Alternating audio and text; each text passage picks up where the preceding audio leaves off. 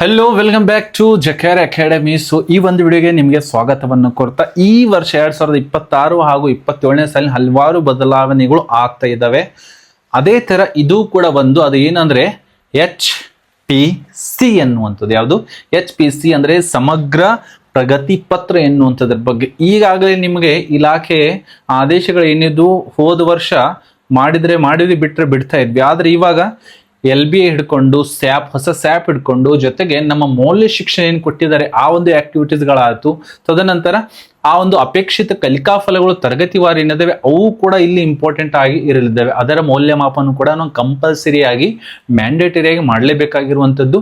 ಜೊತೆಗೆ ಮೌಲ್ಯ ಶಿಕ್ಷಣ ಏನು ಕೊಟ್ಟಿದ್ದಾರೆ, ನಾನು ಪ್ರೀವಿಯಸ್ ವಿಡಿಯೋದಲ್ಲಿ ನಿಮಗೆ ಹೇಳಿದ್ದೆ ಮೌಲ್ಯ ಶಿಕ್ಷಣದ ಹೇಳುವಾಗ HPCನೂ ಕೂಡ ಈ ವರ್ಷ ಪ್ರಗತಿ ಪತ್ರ ಸ್ವಲ್ಪ ಬದಲಾವಣೆ ಇದೆ ಅಂತ ಹೇಳಿ. ಸ್ವಲ್ಪ ಅಲ್ಲ, ಬಹಳಷ್ಟು ಬದಲಾವಣೆ ಪ್ರಗತಿ ಪತ್ರದಲ್ಲಿ ಮಾಡಲಾಗಿದೆ. ಪ್ರತಿ ಸಲ ನಾವು ಸ್ಯಾಟ್ಸ್ ಅಲ್ಲಿ ಪ್ರಗತಿ ಪತ್ರವನ್ನ ಡೌನ್ಲೋಡ್ ಅನ್ನ ಮಾಡಿಕೊಂಡು ರಿಪೋರ್ಟ್ ಕಾರ್ಡ್ ಅನ್ನ ಮಕ್ಕಳಿಗೆ ಕೊಡ್ತಾ ಇದ್ವಿ. ಸೊ ಇವಾಗ ಒಂದು ಅಂಕಪಟ್ಟಿ ಅಂತ ಅನ್ಕೊಳ್ಳಿ. ಕೇವಲ ಅಂಕಪಟ್ಟಿ ಅಷ್ಟೇ ಅಲ್ಲ, ಪ್ರತಿ ಸಲ ನಾವೇನ್ ಮಾಡ್ತಾ ಇದೀವಿ, FAಗಳಾಯ್ತು SAಗಳಾಯ್ತು, ತದನಂತರ ಅಟೆಂಡೆನ್ಸ್ ಏನಿತ್ತು ಅದರ ಬಗ್ಗೆ ಅಷ್ಟೇ ನಾವು ವಿದ್ಯಾರ್ಥಿಗೆ ಮಾಹಿತಿಯನ್ನು ಕೊಡ್ತಾ ಇದ್ವಿ. FAಯಲ್ಲಿ SAಗಳಲ್ಲಿ ಎಷ್ಟೆಷ್ಟು ಅಂಕಗಳನ್ನು ಯಾವ ಗ್ರೇಡ್ಗಳನ್ನ ತೆಗೆದುಕೊಂಡಿದ್ದಾನೆ ಎನ್ನುವಂಥದ್ರ ಬಗ್ಗೆ. ಸೊ ಇವಾಗ ಈ ವರ್ಷ ಏನ್ ಮಾಡಿದೆ ಇಲಾಖೆ ಹೊಸದಾಗಿರುವಂಥದ್ದು, from class 1 to class 10th ವರೆಗೂ ಕೂಡ HPC ಇಂಪ್ಲಿಮೆಂಟೇಷನ್ ಅನ್ನು ಮಾಡಿದೆ. HPC ಅಂದ್ರೆ ಸಮಗ್ರ ಪ್ರಗತಿ ಪತ್ರ.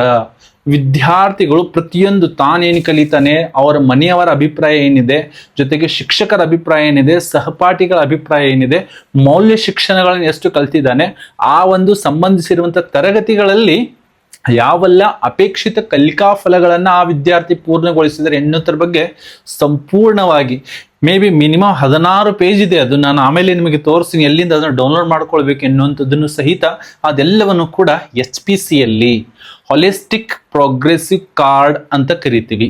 ಸಮಗ್ರ ಪ್ರಗತಿ ಪತ್ರ, ಹಾಲಿಸ್ಟಿಕ್ ಪ್ರೋಗ್ರೆಸ್ ಕಾರ್ಡ್ ಅಂತ ನಾವು ಅದನ್ನು ಕರಿತೀವಿ. ಸೊ ಬನ್ನಿ ಇದರಲ್ಲಿ ಏನೇನಿದೆ ಎನ್ನುವಂಥದ್ದನ್ನ ಒಂದಿಷ್ಟು ಹೈಲೈಟ್ಸ್ ಗಳನ್ನ ನೋಡೋಣ. ಜೊತೆಗೆ ಅದನ್ನ ಯಾವ ತರ ಡೌನ್ಲೋಡ್ ಮಾಡ್ಕೊಳ್ಬೇಕು, ಕ್ಲಾಸ್ ವೈಸ್ ಅದು ಎಲ್ಲೆಲ್ಲಿ ಸಿಗ್ತದೆ, ಜೊತೆಗೆ 2026-27ನೇ ಸಾಲಿನ ವಿದ್ಯಾರ್ಥಿಗಳಿಗೆ ಅದೇ ಮೌಲ್ಯಮಾಪನವನ್ನ ಮಾಡಿ ಅವರ ಸಮಗ್ರ ಪ್ರಗತಿ ಪತ್ರವನ್ನ ನಾವು ರೆಡಿ ಮಾಡಬೇಕಾಗಿರುವಂಥದ್ದು. ಸೊ ಬನ್ನಿ ತಡ ಮಾಡದೆ ಆ ಒಂದು ಏನೇನಿದೆ ಅದರಲ್ಲಿ ಇನ್ನೊಂದು ನೋಡ್ತಾ ಸಾಗೋಣ. ಸೊ ಇನ್ನೂವರೆಗೂ ಯಾರು ಜಕ್ಯಾರ್ ಅಕಾಡೆಮಿಯನ್ನ ಸಬ್ಸ್ಕ್ರೈಬ್ ಮಾಡಿಲ್ಲ ಅವರು ದಯವಿಟ್ಟು ಜಕ್ಯಾರ್ ಅಕಾಡೆಮಿಯನ್ನ ಸಬ್ಸ್ಕ್ರೈಬ್ ಮಾಡ್ಕೊಳ್ಳಿ. ಸಮಗ್ರ ಪ್ರಗತಿ ಪತ್ರ, ಹಾಲಿಸ್ಟಿಕ್ ಪ್ರೋಗ್ರೆಸ್ ಕಾರ್ಡ್, HPC ಅಂತ ಶಾರ್ಟ್ ಫಾರ್ಮ್ ಆಗಿ ಕರೀತೀವಿ. ಇದು ಕೂಡ ಹೊಸದಾಗಿ ನಮ್ಮ ಶಿಕ್ಷಣ ಕ್ಷೇತ್ರದಲ್ಲಿ ನಾವು ನೆನಪಿಟ್ಕೊಳ್ಬೇಕಾಗಿರುವಂಥದ್ದು. ಈ ವರ್ಷದಿಂದ HPC ಎನ್ನುವಂಥದ್ದು ಕೂಡ ನಾವು ನೆನಪಿಟ್ಕೊಳ್ಬೇಕಾಗಿರುವಂಥದ್ದು. ಹಾಲಿಸ್ಟಿಕ್ ಪ್ರೋಗ್ರೆಸ್ ಕಾರ್ಡ್ ಅಂತ ಕರಿತೀವಿ, ಸಮಗ್ರ ಪ್ರಗತಿ ಪತ್ರ ಅಂತ ಕರಿತೀವಿ. ಅದರಲ್ಲಿ ಏನೇನಿದೆ, ಮುಖ್ಯವಾಗಿ ಕರ್ನಾಟಕ ರಾಜ್ಯ ಪಠ್ಯಕ್ರಮ ಶಾಲೆಗಳಲ್ಲಿ ನೋಡಿ, ಗೌರ್ಮೆಂಟ್ ಆಗಿರಬಹುದು, ಆಡೆಡ್ ಆಗಿರಬಹುದು, ಆರ್ ಪ್ರೈವೇಟ್ ಆಗಿರಬಹುದು, ಎಲ್ಲರೂ ಕೂಡ LKG ಅಂತ ಕೊಟ್ಟಿದ್ದಾರೆ. ಆದರೆ DSIT ವೆಬ್ಸೈಟ್ ಅಲ್ಲಿ 1ನೇ ತರಗತಿಯಿಂದ ಇದೆ. 1ನೇ ತರಗತಿ ಹಿಡ್ಕೊಂಡು 10ನೇ ತರಗತಿವರೆಗೆ 2026 ಹಾಗೂ 27ನೇ ಸಾಲಿನಿಂದ ಸಮಗ್ರ ಪ್ರಗತಿ ಪತ್ರವನ್ನು ಜಾರಿಗೆಗೊಳಿಸಲಾಗುತ್ತಿದೆ. ಈ ವರ್ಷದಿಂದ ಇದು ಕೂಡ ಇಂಪ್ಲಿಮೆಂಟೇಷನ್ ಅನ್ನು ಮಾಡ್ತಾ ಇದ್ದಾರೆ. ಇದರಲ್ಲಿ ಏನೇನಿದೆ, ಏನೆಲ್ಲ ಇರ್ತದೆ HPCಯಲ್ಲಿ, ಮುಖ್ಯವಾಗಿ ಶಾಲಾ ಮಾಹಿತಿ ಇರ್ತದೆ, ವಿದ್ಯಾರ್ಥಿಯ ಸಾಮಾನ್ಯ ಮಾಹಿತಿ ಇರ್ತದೆ, ಅವನ ಹೆಸರು ಇರ್ತದೆ, ಅವನ ಭಾವಚಿತ್ರ ಇರ್ತದೆ, ಅವ್ರ ತಂದೆ ಹೆಸರು, ತಾಯಿ ಹೆಸರು, ತಂದೆ ವಿದ್ಯಾರ್ಹತೆ, ತಾಯಿ ವಿದ್ಯಾರ್ಹತೆ ಏನೇನಿದೆ ಅದೆಲ್ಲನೂ ಕೂಡ ಸಾಮಾನ್ಯ ಮಾಹಿತಿ ಇರುತ್ತೆ. ನೆಕ್ಸ್ಟ್ ವಿದ್ಯಾರ್ಥಿಯ ಹಾಜರಾತಿ, ಮಾಹೆವಾರು ವಿದ್ಯಾರ್ಥಿಯ ಹಾಜರಾತಿ, ಶಾಲೆ ನಡೆದ ದಿನಗಳು, ಆ ವಿದ್ಯಾರ್ಥಿ ಹಾಜರಾಗಿರುವಂಥ ದಿನಗಳು, ಸಂಪೂರ್ಣವಾಗಿ ಡಿಟೇಲ್ ಎವ್ರಿ ಮಂತ್ ಅದನ್ನ ಅಪ್ಡೇಟ್ ಇಡಬೇಕಾಗಿರುವಂಥದ್ದು. ನೆಕ್ಸ್ಟ್ ನನ್ನ ಬಗ್ಗೆ ಮತ್ತು ನನ್ನ ಆಸಕ್ತಿ, ಇದು ವಿದ್ಯಾರ್ಥಿ ತಾನಾಗಿ ಬರಿಬೇಕಾಗಿರುವಂಥದ್ದಿದೆ. ಪಠ್ಯ ವಿಷಯಗಳಲ್ಲಿ ವಿದ್ಯಾರ್ಥಿಯ ಸಾಧನೆ, ವಿಷಯವಾರು ಪಠ್ಯ ವಿಷಯಗಳಲ್ಲಿ ವಿದ್ಯಾರ್ಥಿ ಏನೆಲ್ಲ ಸಾಧನೆ ಮಾಡಿದ್ದಾನೆ, ಅಪೇಕ್ಷಿತ ಕಲಿಕಾ ಫಲಗಳನ್ನ ರೀಚ್ ಆಗಿದಾನೋ ಇಲ್ವೋ, ಅಚೀವ್ ಮಾಡಿದಾನೋ ಇಲ್ವೋ ಎನ್ನುವಂಥದ್ರ ಬಗ್ಗೆನೂ ಕೂಡ ಇದೆ.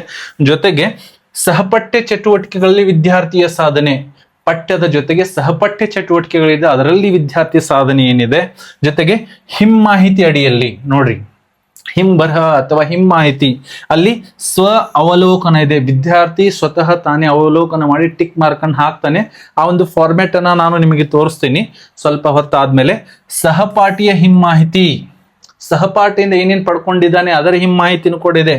ಪೋಷಕರ ಮಾಹಿತಿ ಎಲ್ಲನೂ ಕೂಡ ಬಹಳಷ್ಟು ಲೆಂದಿ ಆಗಿರೋ ಪ್ರೊಸೆಸ್ ಇದೆ. ಶಿಕ್ಷಕರ ರಚನಾತ್ಮಕ ಹಿಮ್ಮಾಹಿತಿ ಜೊತೆಗೆ ಅಪೇಕ್ಷಿತ ಕಲಿಕಾ ಫಲಗಳು, ಆ ಒಂದು ತರಗತಿಗೆ ಸಂಬಂಧಿಸಿರುವಂತಹ ಕಲಿಕಾ ಫಲಗಳನ್ನ ಅವನು ಪೂರ್ಣ ಮಾಡಿದಾನೋ ಅಥವಾ ಇಲ್ವೋ ಎನ್ನುವಂಥದ್ರ ಬಗ್ಗೆನೂ ಕೂಡ ಸಂಪೂರ್ಣವಾಗಿ ಎಲ್ಲ ವಿಷಯಗಳಲ್ಲಿ ಒಂದಿಷ್ಟು ಲೆಂದಿ ಪ್ರೊಸೆಸ್ ಸಹಿತ ನಾವು ಅದನ್ನ ಅನ್ಬಹುದು. ಅದನ್ನ ಯಾವ ತರ ಡೌನ್ಲೋಡ್ ಮಾಡ್ಕೊಳ್ಬೇಕು, ಜೊತೆಗೆ ಅದನ್ನ ಯಾವ ತರ ಏನೆಲ್ಲ ಇದೆ ಅನ್ನೋದನ್ನು ಕೂಡ ಸ್ವಲ್ಪ ಹೊತ್ತಲ್ಲಿ ನಾವು ಅದನ್ನು ನೋಡ್ತಾ ಹೋಗೋಣ. ಪ್ರಸಕ್ತ ಸಾಲಿನಲ್ಲಿ ಇಲಾಖೆ ವತಿಯಿಂದ ಮುದ್ರಿಸಿ ವಿದ್ಯಾರ್ಥಿಗಳಿಗೆ ವಿತರಿಸಲಾಗುತ್ತಿರುವ ಶಾಲಾ ದಿನಚರಿಯಲ್ಲಿ ಸಮಗ್ರ ಪ್ರಗತಿ ಪತ್ರವನ್ನು ಆಯಾ ತರಗತಿಗೆ ಅನುಗುಣವಾಗಿ ಅಳವಡಿಸಲಾಗಿದೆ. ಇನ್ನು ಶಾಲಾ ದಿನಚರಿ ಏನಿರ್ತದೆ ಅದರಲ್ಲಿ ಅದನ್ನ ಅಳವಡಿಸಿದ್ದಾರೆ. ಸರಿನಾ? ಅಲ್ಲಿ ಪ್ರಿಂಟೆಡ್ ಬರ್ತದೆ, ಜೊತೆಗೆ ಇಲ್ಲಿನೂ ಕೂಡ ಪ್ರಿಂಟ್ ಅನ್ನ ಯಾವ ತರ ತೆಗೆದುಕೊಳ್ಬೇಕು ಒಬ್ಬ ವಿದ್ಯಾರ್ಥಿ ಅನ್ನೋದನ್ನು ಕೂಡ ನಾನು ಕೂಡ ಅದನ್ನು ಹೇಳ್ತಾ ಹೋಗ್ತೀನಿ. ಸಮಗ್ರ ಪ್ರಗತಿ ಪತ್ರವನ್ನು ನಿಯಮಿತವಾಗಿ ಭರ್ತಿ ಮಾಡುವುದು. ನೋಡಿ, ಸಮಗ್ರ ಪ್ರಗತಿ ಪತ್ರ ಏನಿದೆ, ಲಾಸ್ಟಿಗೆ ನಾವು ಆನ್ಯುವಲ್ ರಿಪೋರ್ಟ್ ಅಥವಾ ಆನ್ಯುವಲ್ ರಿಸಲ್ಟ್ ರೆಡಿ ಮಾಡಿ ಅವಾಗ ಭರ್ತಿ ಮಾಡ್ತೀನಿ ಅಂದ್ರೆ ಆಗೋದಿಲ್ಲ. ನಿಯಮಿತವಾಗಿ ಅವಾಗ ಅಪ್ಡೇಟ್ ಅನ್ನ ಮಾಡ್ತಾ ಇರಬೇಕು. ಅದನ್ನ ಕಾಲಕ್ಕೆ ಪೋಷಕರೊಂದಿಗೆ ಹಂಚಿಕೊಳ್ಳುವುದು. ನಮ್ಮ ಪೇರೆಂಟ್ಸ್ ಮೀಟಿಂಗ್ ಇತ್ತು, ಪೋಷಕರ ಮಹಾಸಭೆಗಳು ಏನು ಇವಾಗ ಆಯೋಜನೆ ಮಾಡ್ತಾ ಇದೀವಿ, ಅವಾಗ ಅದನ್ನ ಹಂಚಿಕೊಳ್ಬೇಕು ಅಂತ ಹೇಳ್ತಾ ಇದ್ದಾರೆ. ಸೊ ಈಗಾಗಲೇ ವಿದ್ಯಾರ್ಥಿಗಳ ಒಂದು ದಿನಚರಿ ಡೈರಿಯಲ್ಲಿ ಇದೆ, ಅದು ಇನ್ನೂ ಮೇ ಬಿ ಬಂದಿಲ್ಲ, ಬರ್ತವೆ, ಆಮೇಲೆ ಹಂಚಿಕೆನ ಮಾಡ್ಬೋದು. ಆದ್ರೂ ಸಹಿತ DSCRT ಅವರು ಅದನ್ನ PDF ರೂಪದಲ್ಲಿ ಕೂಡ ಅದನ್ನ ಪಡ್ಕೊಳ್ಬಹುದು. ಸೊ ಅದನ್ನ ಯಾವ ತರ ಡೌನ್ಲೋಡ್ ಅನ್ನ ಮಾಡ್ಕೊಳ್ಬಹುದು ಎನ್ನುವಂಥದ್ದನ್ನ ನಾವು ಇವಾಗ ನೋಡ್ತಾ ಸಾಗೋಣ. ಎಲ್ಲರಿಗೂ ಕಾಣ್ತಾ ಇರಬಹುದು, DSCRT ಅಂತ ಟೈಪ್ ಮಾಡ್ತೀವಿ, DSCRT ವೆಬ್ಸೈಟ್ ಓಪನ್ ಆಗುತ್ತೆ. DSCRT ರಾಜ್ಯ ಶಿಕ್ಷಣ ಸಂಶೋಧನೆ ಮತ್ತು ತರಬೇತಿ ಇಲಾಖೆ, ಅದರ ಮೇಲೆ ಕ್ಲಿಕ್ ಅನ್ನ ಮಾಡ್ತೀವಿ. ಎಸ್, ಸ್ವಲ್ಪ ಹೊತ್ತು ಟೈಮ್ ತಗೊಡ್ಕೊಂಡಾದ್ಮೇಲೆ ಹೀಗೆಲ್ಲ ಇಂಟರ್ಫೇಸ್ ಓಪನ್ ಆಗುತ್ತೆ. ಸರ್ವಿಸ್ ಅಂಡ್ ಸ್ಕೀಮ್ಸ್ ಅಂತ ಏನ್ ಕಾಣ್ತಾ ಇದೆ, ಇದರಲ್ಲಿನೇ ಫಸ್ಟಿಗೆ ಇಲ್ಲಿ ನಿಮಗೆ ಕಾಣ್ತಾ ಇರ್ಬೋದು ಹಾಲಿಸ್ಟಿಕ್ ಪ್ರೋಗ್ರೆಸ್ ಕಾರ್ಡ್ ಎನ್ನುವಂಥದ್ದು ಇಲ್ಲಿ ನಿಮಗೆ ಕಾಣ್ತಾ ಇರ್ಬೋದು. ಅದರ ಮೇಲೆ ಕ್ಲಿಕ್ ಅನ್ನ ಮಾಡಿದಾಗ ಎಸ್, ತರಗತಿವಾರು ಅದನ್ನ ಫಸ್ಟ್ ಸ್ಟ್ಯಾಂಡರ್ಡ್ ಹಿಡ್ಕೊಂಡು 10th ಸ್ಟ್ಯಾಂಡರ್ಡ್ ವರೆಗೂ ಕೂಡ ಕೊಟ್ಟಿದ್ದಾರೆ. ಸೊ ಇಲ್ಲಿ ಅವರ ಮಾಹಿತಿಯನ್ನ ಭರ್ತಿ ಆಗ್ಬೇಕಾಗಿರುವಂಥದ್ದು. ಫಾರ್ ಎಕ್ಸಾಂಪಲ್, ಇವಾಗ ಯಾವುದೋ ಒಂದು ಕ್ಲಾಸ್ ಮಾತ್ರ ನಾನು, ಯಾಕಂದ್ರೆ ಪ್ರತಿಯೊಂದು ಕ್ಲಾಸ್ ಸ್ವಲ್ಪ ಪೇಜಸ್ ಹೆಚ್ಚು ಕಮ್ಮಿ ಇದಾವೆ, ಆ ಒಂದು ಕ್ಲಾಸ್ಗೆ ಅನುಗುಣವಾಗಿ ಒಂದಿಷ್ಟು ಬದಲಾವಣೆಗಳು ಸಹಿತ ಇದೆ. ನಾನು ಯಾವುದು 8th ಕ್ಲಾಸ್ ಕ್ಲಿಕ್ ಅನ್ನ ಮಾಡ್ತೀನಿ. 8th ಕ್ಲಾಸ್ ನಾವು ನೋಡ್ತಾ ಸಾಗೋಣ. ಎಸ್, 8th ಕ್ಲಾಸ್ ಅಲ್ಲಿ ತಾವು ನೋಡಬಹುದು. 8th ಕ್ಲಾಸ್ ಅಲ್ಲಿ ನೋಡಿ, ಈ ತರ ಒಂದು ಸಮಗ್ರ ಪ್ರಗತಿ ಪತ್ರ ನಮ್ಮದು ಕಾಣ್ತಾ ಇರ್ತದೆ. ಇಲ್ಲಿ ವಿದ್ಯಾರ್ಥಿ ಭಾವಚಿತ್ರ ಜೊತೆಗೆ ಏನ್ ಹೇಳಿದರೆ ಮುಖ್ಯೋಪಾಧ್ಯಾಯರ ದೃಢೀಕರಣ ಫೋಟೋ ಹಚ್ಚಿ ಅದರ ಮೇಲೆ HM ಸೀಲ್ ಹಾಕಬೇಕು. ತರಗತಿ ಆಲ್ಮೋಸ್ಟ್ ಪ್ರಿಂಟೆಡ್ ಇರುತ್ತೆ.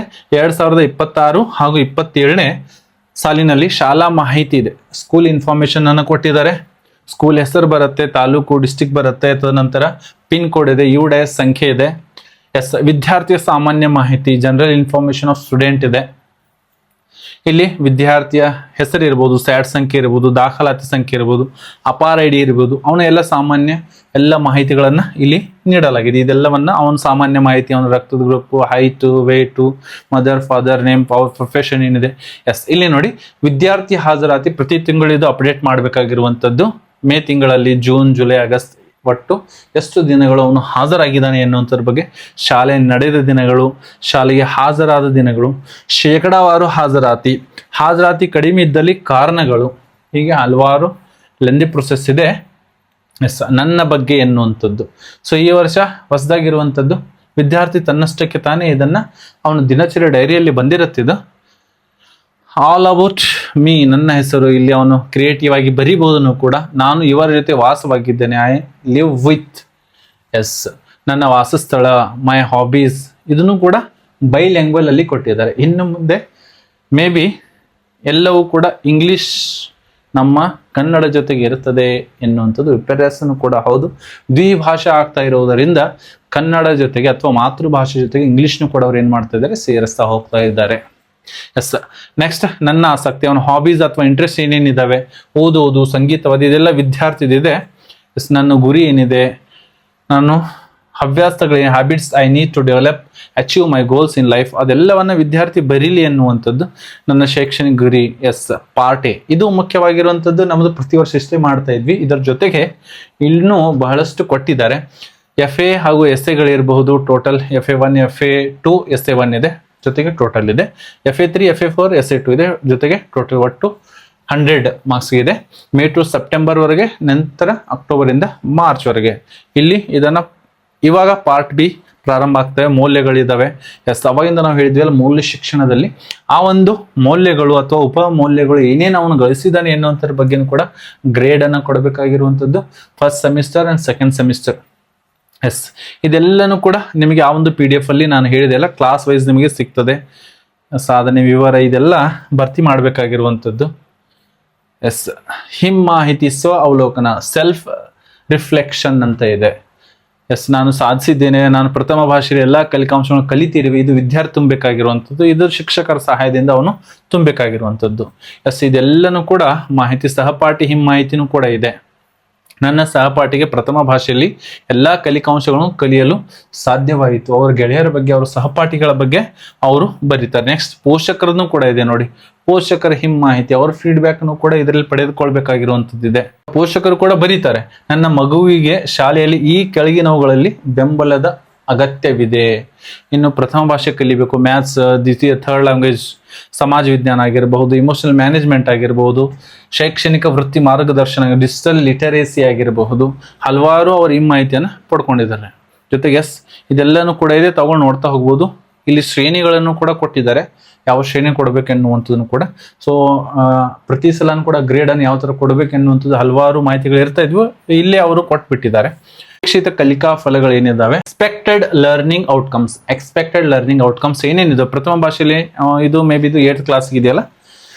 ಎಸ್, 8th ಕ್ಲಾಸಿಗೆ ಇದೆ. ಕನ್ನಡದಲ್ಲಿ ಅವನು ಏನೆಲ್ಲ ಕಲ್ತಿದ್ದಾನೆ ಎನ್ನುವಂಥದ್ದು ಇಲ್ಲಿ ಅವನು ಟಿಕ್ ಹಾಕಬೇಕಾಗಿರುವಂಥದ್ದು, ಕಲ್ತಿದ್ದೀನೋ ಇಲ್ವೋ ಎನ್ನುವಂಥದ್ದು. ಇಂಗ್ಲೀಷ್ ಇದೆ, ಹಿಂದಿ ಇದೆ, ಮ್ಯಾಥಮೆಟಿಕ್ಸ್ ಇದೆ. ಎಸ್, ಹೀಗೆ ಸಂಪೂರ್ಣವಾಗಿ ಈ ಟೈಪ್ ನಾವು ಏನು ಮಾಡಬಹುದು ಅಂದರೆ ಪ್ರತಿಯೊಂದು ಕ್ಲಾಸ್ಗೆ ಸಂಬಂಧಿಸಿದಂತೆ 1 to 10th holistic progress card ಅನ್ನ ನಾವು ರೆಡಿ ಮಾಡಬೇಕಾಗಿರುವಂಥದ್ದು ಈ ವರ್ಷ. ಸಮಗ್ರ ಪ್ರಗತಿ ಪತ್ರ ಅಂತ ಕರಿತೀವಿ. ಇದು ಕೂಡ ಒಂದು ಎಕ್ಸ್ಟ್ರಾ ಕೆಲಸ ಅಂತ ಅನ್ಬೋದು. ಇದು ಅವರು ದಿನಚರಿಯಲ್ಲಿ, ಗೌರ್ಮೆಂಟ್ ಸ್ಕೂಲಲ್ಲಿ ಆದರೆ ಡೈರಿ ಕೊಡ್ತಾರೆ, ದಿನಚರಿ ಇನ್ನೂ ಬಂದಿಲ್ಲ, ಬರ್ತವೆ, ಅಥವಾ ಹಲವಾರು ಕಡೆಗಳು ಬಂದಿರಬಹುದು. ಇಲ್ಲಾಂದ್ರೆ ಇಲ್ಲಿಂದ ನಾವು ಅದನ್ನ ಪ್ರಿಂಟ್ ಅನ್ನು ತೆಗೆದುಕೊಳ್ಳಬಹುದು. ಸೊ ಈ ಒಂದು ಮಾಹಿತಿ ನಿಮಗೆ ಹೇಗೆ ಅನಿಸಿತ್ತು, ಹಾಗೂ ಇದರ ಬಗ್ಗೆ ನಿಮ್ಮ ಅನಿಸಿಕೆ ಏನು, ಇಷ್ಟೆಲ್ಲ ಕಾರ್ಯಭಾರಗಳು ಶಿಕ್ಷಕರ ಮೇಲೆ ಹಾಕ್ತಾ ಇರೋದು ಸರಿಯಾಗಿದೆಯೋ ಅಥವಾ ಇಲ್ಲೋ ಎನ್ನುವುದರ ಬಗ್ಗೆ ನಿಮ್ಮ ವಿಚಾರವನ್ನು ಕೂಡ ಕಮೆಂಟ್ ಬಾಕ್ಸ್ ನಿಮಗಾಗಿ ಖಾಲಿ ಇದೆ, ನಿಮ್ಮ ವಿಚಾರವನ್ನು ಅಲ್ಲಿ ವ್ಯಕ್ತಪಡಿಸಬಹುದು. ಮತ್ತೆ ನಾವು ಭೇಟಿಯಾಗೋಣ ಮುಂದಿನ ವಿಡಿಯೋದಲ್ಲಿ. ಹಾಗೂ ಇನ್ನೂ ಯಾರು ಜಕಾರ್ ಅಕಾಡೆಮಿನ ಸಬ್ಸ್ಕ್ರೈಬ್ ಆಗಿಲ್ಲ, ಅವರು ಜಕಾರ್ ಅಕಾಡೆಮಿನ ಸಬ್ಸ್ಕ್ರೈಬ್ ಆಗಿ ಹಾಗೂ ಇಂತಹ ಮಾಹಿತಿಗಳನ್ನು ಪಡಿತಾ ಇರಿ. ಮತ್ತೆ ನಾವು ಭೇಟಿಯಾಗೋಣ ಮುಂದಿನ ವಿಡಿಯೋದಲ್ಲಿ. ಜೈ ಹಿಂದ್.